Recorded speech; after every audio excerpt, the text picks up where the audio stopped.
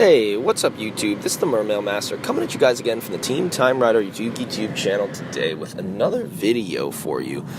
This was just a video that I have kind of backed up in the thought, and it's kind of in relation to the Kaiba Legendary Collection and a prediction of some of the rarities that are going to be in there. And part of this video is going to be around Konami's reprint structure and why I think certain cards that may be in that set may be commons or promos or may be rarer. As you guys very well know, the legendary Kaiba collection is going to bring a lot of Kaiba's cards to the forefront and introduce some new stuff. But this is also a really great opportunity for them to be able to print things like Alternative Dragon and Card of Demise, things that Kaiba that are known for being associated with Kaiba, not necessarily being played by him, but that might be expensive for players to pick up. And it's really a great opportunity for them to sort of cash in on that nostalgia yet again, while also giving us some interesting new or meta-relevant cards that might once have been used by Kaiba. So, rarity-wise, I think that it's most important to take a look at what is going to be the rarity setup for all of the cards. As we know, probably Alternative and Card of Demise are going to be the most sought-after cards in that entire set. I don't know of anything else that might be sought after that wasn't already reprinted, say like Ring of Destruction or other things that might have been banned. But with that, I think that, Alternative Dragon is probably going to be a promo, or it's going to be a common card in the set. It's probably going to be very, very easy to acquire. Why do I say this? Well, for the same reason that I think that Card of Demise still is probably going to be like a secret rare, or, another ultra, maybe even a super or something like that. Also very, very tough to acquire on that end. So the reason why I've stated this is primarily because of Konami's reprint structure and the way they structure their business and try and make money. And when you look at what Konami is doing money-wise with everything, you're taking a look at what is the maximum way they can milk the most out of a card that has been released. And the answer to that, of course, is reprints. But not one reprint, two reprints. Take a look at, for instance, all of the stuff that happened with Duelist Saga and Battles of Legend Light Revenge. For all of those cards in there, there were several different releases. So I can name several cards for you guys that have had more than one reprint. One reprint that put the card back into circulation but made it very, very hard to come by still. And another reprint that made the card very, very easy to acquire. What am I talking about? Well, let's first take an example. Look at, several different cards that I've picked out. Take a look at Trishula, take a look at MX Saber Invoker, take a look at the Magician Circles and all the, the Magician cards. There's several examples wherever you guys want to look that are there. And so, based around that information, what we're looking at for all of those releases is just simply Konami, takes a run around once with a set like that, and then they go around again to take around once to pick up like the players who didn't get the card in the beginning and were not willing to, shell out for it before, but now, they can cash out and, of course, purchase a set. And then the second one gets all the casual players. So, first let's take a look at, a card like MX Saber Invoker, who I think is the best example of sort of this kind of thing happening, where MX Saber Invoker was printed in Order of Chaos way back when, but when Zodiacs were a thing, became very, very popular to run in the deck with the Speedroid engine. So naturally, players really, really wanted to pick up the card, and it spiked to around $60. Then, fast forward, probably like a year or so later, or whenever, Duelist Saga was announced, and Konami decided to reprint MX Saber Invoker to make it easier for everyone to get. Naturally, people just ran to the store because there's like, okay, there's a chance to get MX Saber Invoker in this set. Ran to the store, pulled out Duelist Saga and opened it up, and many people were able to get their Invokers thanks to that. And Konami sold a good amount of that.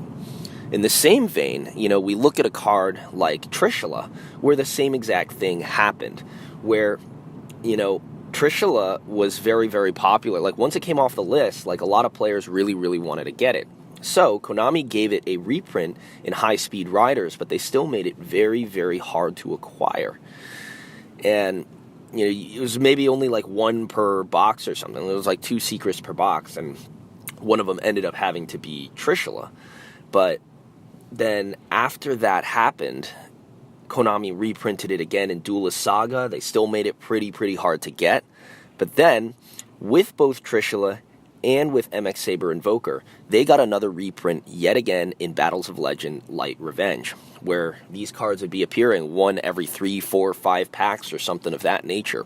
Very, very easy to come across, like making lots and lots of those cards easy, so that, first time around, like, all the competitive players go out, they pick up the Duelist Saga to get their copies of the card, and then a couple of months later, Light's Revenge drops, and all the casual players who couldn't get their copies of the card before, or who might need it for their wind-up or their digital bug deck or something of that nature, now suddenly have the ability to get to the store and grab it, which, Konami just double dips 2 times on the rarity of a particular card. And this is like a kind of endemic thing with all of their print sets. And another example of this is like all of the Dark Magician support that Konami released, wherein they made that legendary collection that had all of Yugi's cards in there. This is a better example because the Kaiba one went a little bit out of order, but, they put the legendary collection in there that had a ton of Yugi's cards, and so what happened was the first time they printed it was in Dark Illusion, so of course the Magician cards were all secret rare, and they were very expensive, collector, yada, yada, yada, blah, blah, blah. Then, of course, they wanted to give some of the access to those cards to everyone else. So they made those tins a year later, like, the Mega Tins, those, like, big reprint sets. But since they know, like, the cards are still hard to get there, but they're slightly easier, so of course players can pick them up if they're trying to build their Magician stuff. And then a couple of months later, Konami releases the Legendary Dex number 2. And inside the Legendary Dex number 2, of course, you guys see the Dark Magician's, like, circles and the navigation and the Eternal Souls and things that, like, you would have had to pick up the tins in order to acquire are suddenly available right there. I think that stuff, like, they're getting everyone who wants that nostalgia and who really, really wants to build that deck.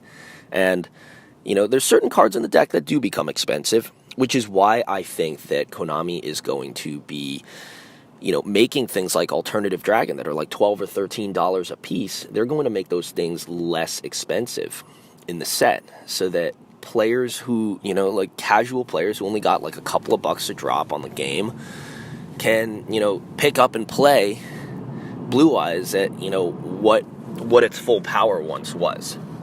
So that's kind of an example of why I think that. And so you see this 3 reprint structure in several different aspects of the game.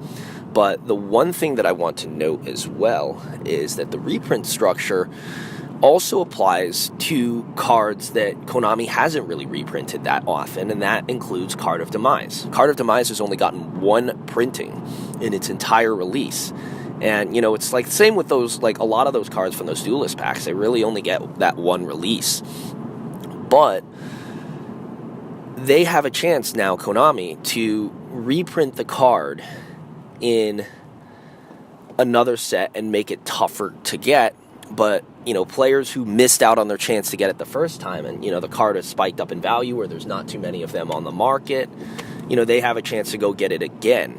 And Konami's not going to just reprint the card as a common and let everyone get it right away, because there's still very, very much money to be made on a chase card like Card of Demise, which is useful in a lot of anti-meta stun decks. So I think Card of Demise is still going to be pretty high rarity in the next coming set, and maybe in a couple of months down the line, Konami will, of course, decide to release a follow-up set to that. But with all that being said, I think there is good precedent for their actions in this scenario.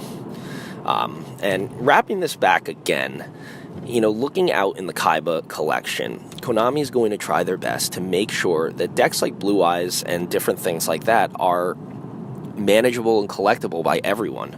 And I really think that that's something that, is going to be very, very appreciated by a lot of different people. This game is not only competitive players, but it's also casual as well, and there's a lot of people who just really like to play Yu-Gi-Oh! For fun. So, that's about going to wrap it up for this video. Feel free to tell me what you guys think of it in the comments section below. Hopefully, some of you guys will find it useful for being able to predict Konami's like reprint structures and different things of that nature. But yeah, thank you guys so much for watching yet again. And this has been the Mermail Master with the Team Time Riders Yu-Gi-Oh! channel, and I'm signing out. Catch you guys next time. Peace.